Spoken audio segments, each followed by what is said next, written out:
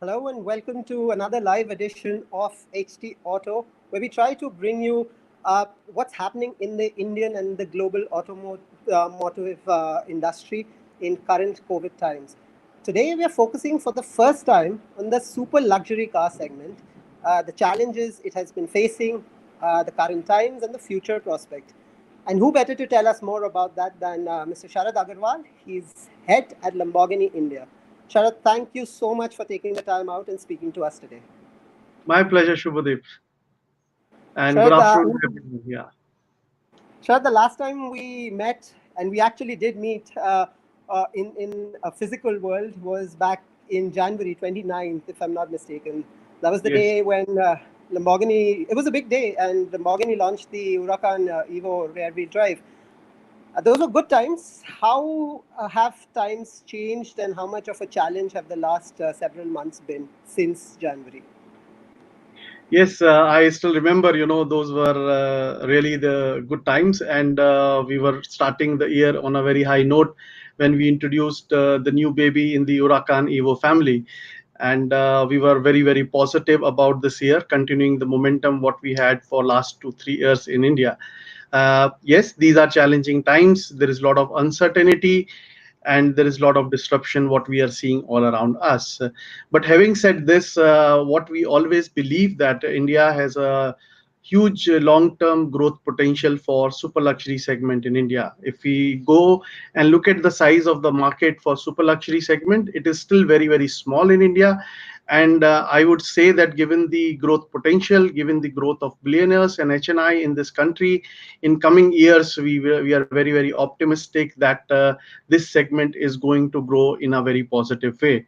Yes, the current disruptions is definitely going to change the plans for this year, because right now what we see that our customers or prospects, they will be having different priorities, and this may change their purchase behavior for a short period of time. But the super luxury segment or even Lamborghini is more about dreams and aspirations of people.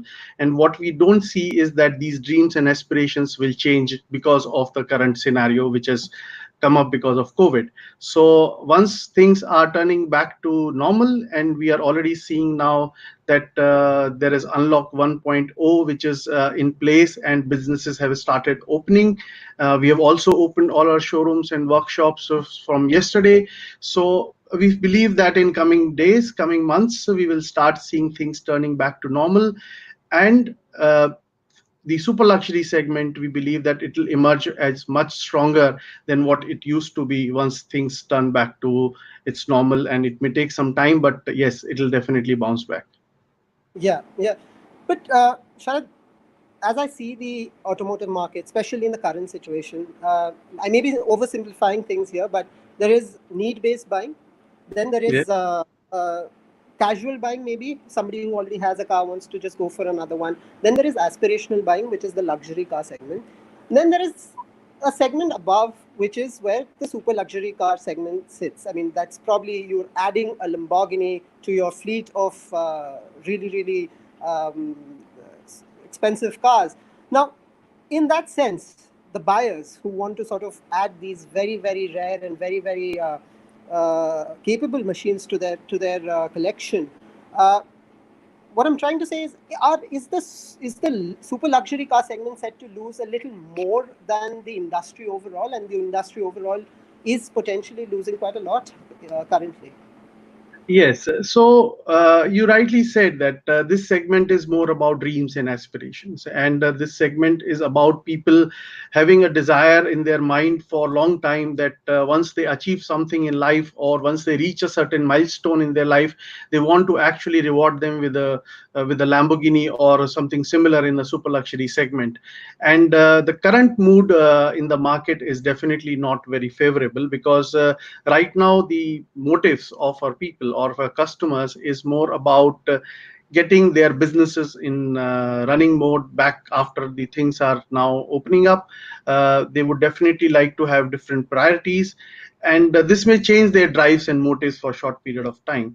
But as I said earlier, that what we see that these are about dreams and aspirations, and they don't change because of certain scenario which is arising out of COVID. And what we will see, that once they start seeing that things are turning back to normal and their businesses are getting back to what it was earlier, they will definitely want to reward themselves with the Lamborghini or something similar, or whatever their dreams and aspirations is all about. So the segment is definitely going to bounce back. Your second part is that whether the segment in super luxury will see a sharper decline than the overall industry. Yes, my estimation says that yes, in short term, the segment may witness that decline, which is more sharper than the mass volume industry, because in mass volume industry we may also see some buying which may be driven by health and safety reasons. Like for example, in this short term, you may see that people are preferring to buy a personal mode of transportation to avoid traveling in public mode of transportation, and this may help some demand in the market, though it may not be enough to offset the decline which overall auto segment will see in the coming months. But in super luxury, we will see that the decline may be sharper during this year. But as I said, the dreams and aspirations will remain, and once things turn back to normal, we will see the segment emerging much stronger in coming months than the overall industry. Right. But- So a lot of car manufacturers in the luxury segment as well are now coming up with schemes, financial offerings, a lot of ways to sort of ensure that plans to purchase that vehicle, dream or otherwise, is not put off. Now, correct me if I'm wrong, but buyers of super luxury vehicles usually don't really depend too much on schemes and offer. I mean, the brand itself, the car itself, how it looks, how it performs is good enough.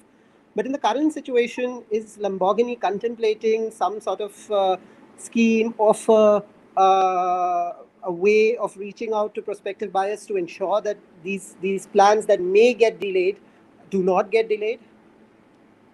So Lamborghini is, having a very strong position in the Indian market. We are the market leaders in the super luxury segment, and because of the strong value or strong image what we have in the Indian market, we are always carrying a very strong order bank for our products. So, for example, our super SUV Urus is always on waiting for about 8 to 9 months period. Plus, we also had new launches at the beginning of year, which is helped us in these times actually to carry a very good strong order bank for the year. And what we see that in the super luxury segment or in our customer base, we have not yet seen any kind of cancellations or postponement coming from the customers. We are in touch with most of them during these times, and they all are still eagerly waiting for their Lamborghini to arrive in their house, in their garage. And so we don't see that challenge coming in. Yes, there may be a challenge in terms of new order bank which was anticipated earlier, and it may not come into the business as we anticipated. But as I said about that, this purchase is more about dreams and aspirations, and we don't see that it is the time where we can really push ahead with our segment of customers and ask them to go for a purchase of this kind of a car. End of the day, this is about emotions, this is about lifestyle, and in the current scenario, it doesn't give them the right platform where they can enjoy their Lamborghini in the right way.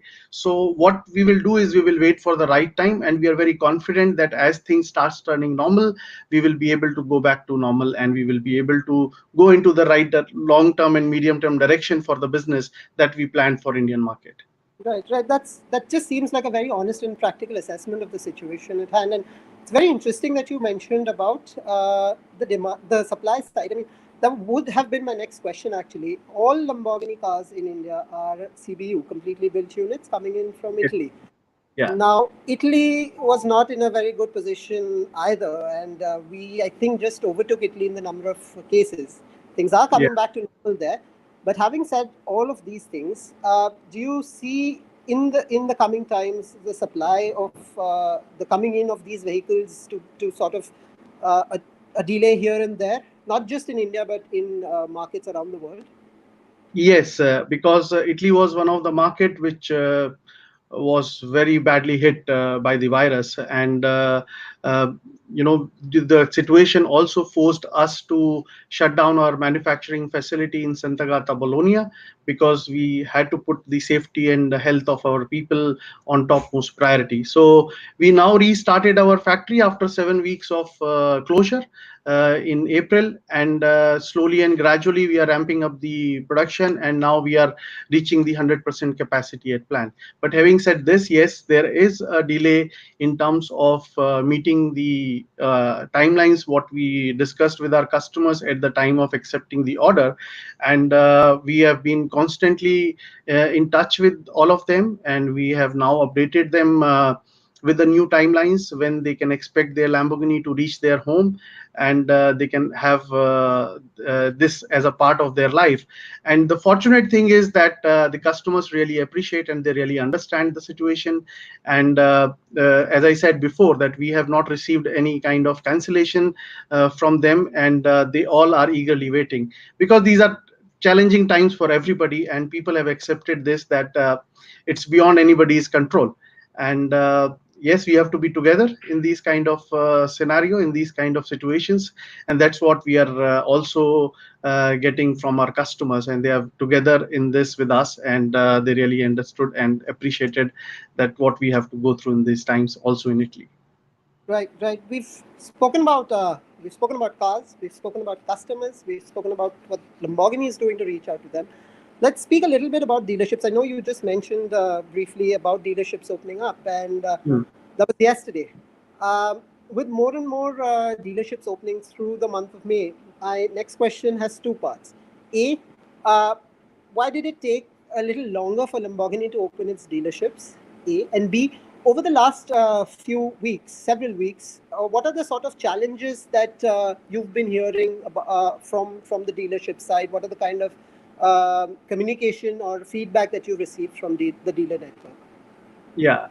So, first part, yes, it took us slightly longer to start our dealerships, because a lot of them are in the red zone. All three dealerships, Delhi, Mumbai, and Bangalore, they were in the red zone.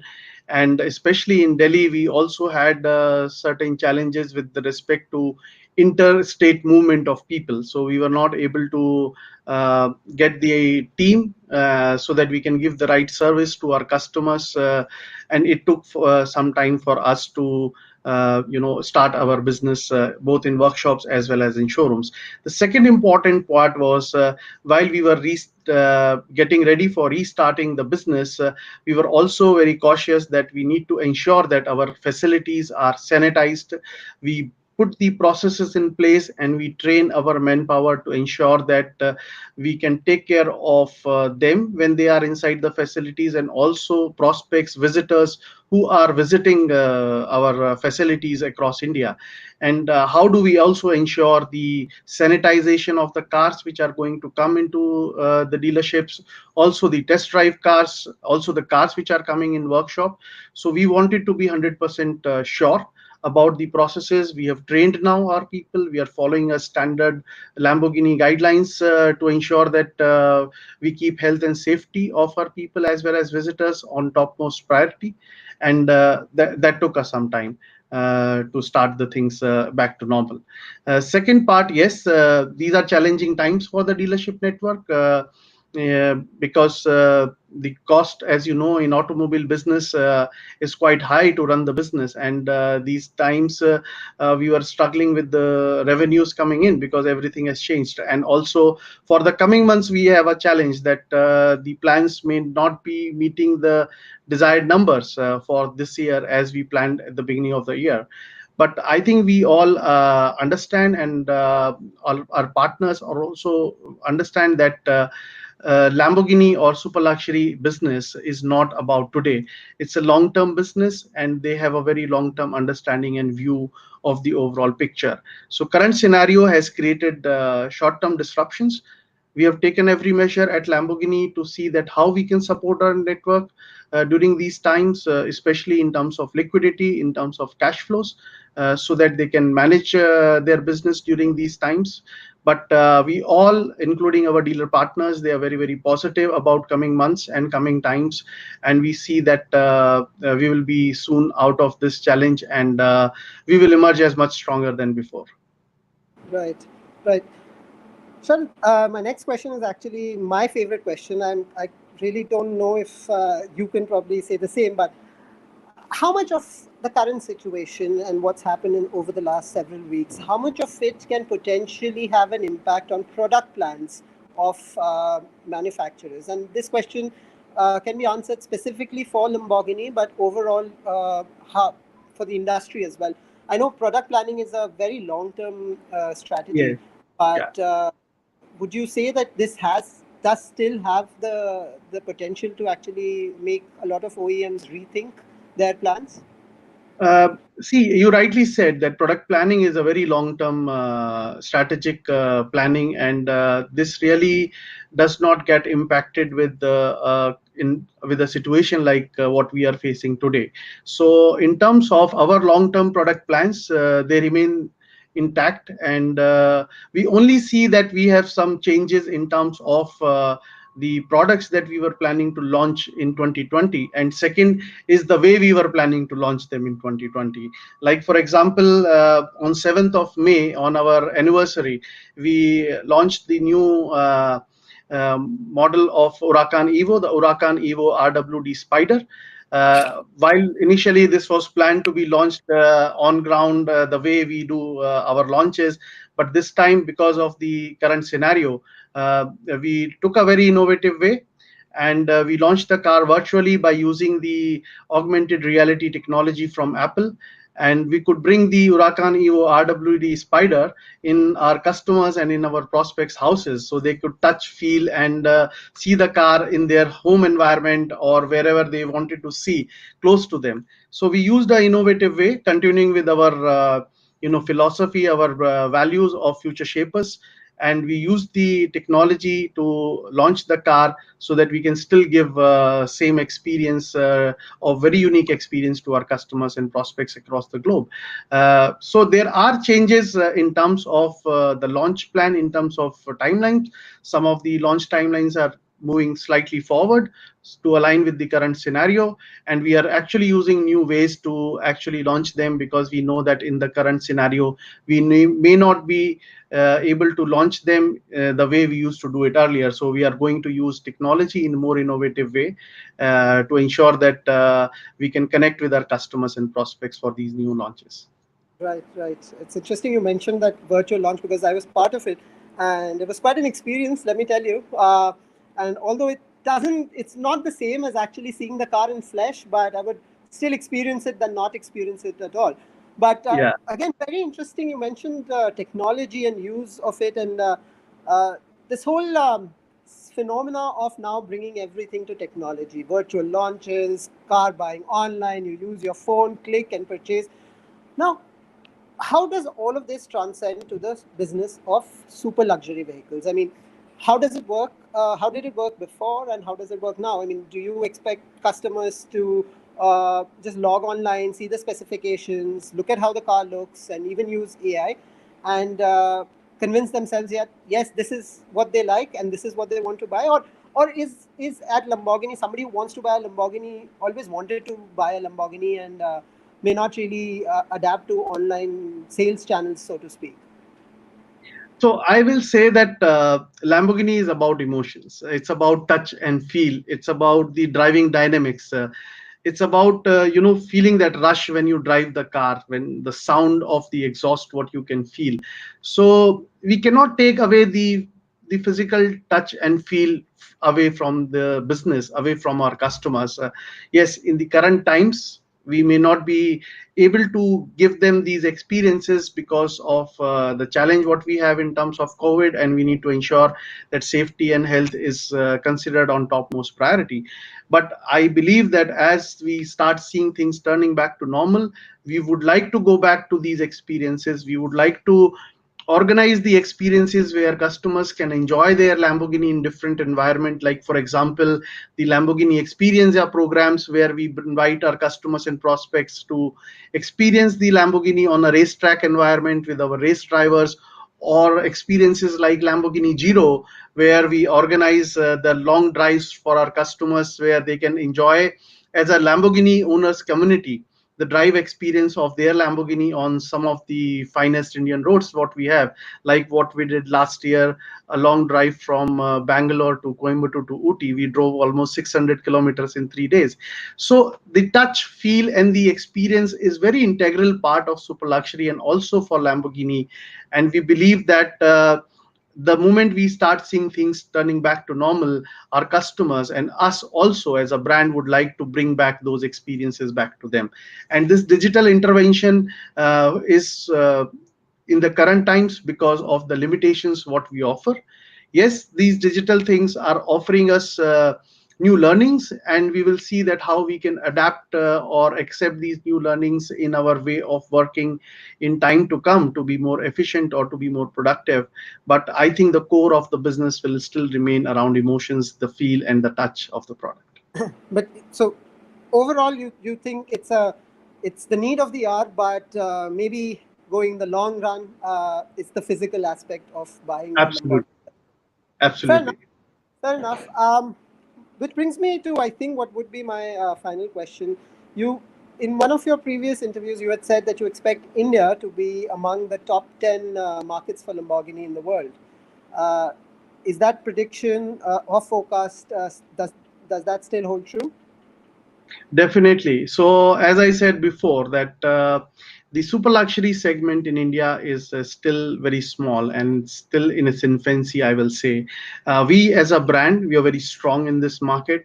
We are the leaders, and what we believe that India has definitely a long-term growth potential. This market has to evolve, and this will definitely give us an opportunity, given the strength what we enjoy today, to be emerging as one of the top 10 markets for Lamborghini in medium term time. So we still maintain that yes, the current situation is challenging, but we believe that the impact is not medium term or long term. It is a short term disruption what we will see. Long term, yes, we are very very positive and optimistic about our business in India. All right, that sounds fantastic, Sharad. Thank you for giving us an insight into Lamborghini India and about the super luxury car segment as well. Short term is a bit of a problem, definitely, Yeah. but as you said, medium term and long term is plans are intact. And India can potentially definitely grow into a very important market for Lamborghini. Sharad, thank It you is once an again. important market and it will remain as a strategic market. Absolutely. Sharad, thank you so much for taking the time out and speaking to us. And thank you to everybody who's watched this live session. Stay tuned for more such live sessions.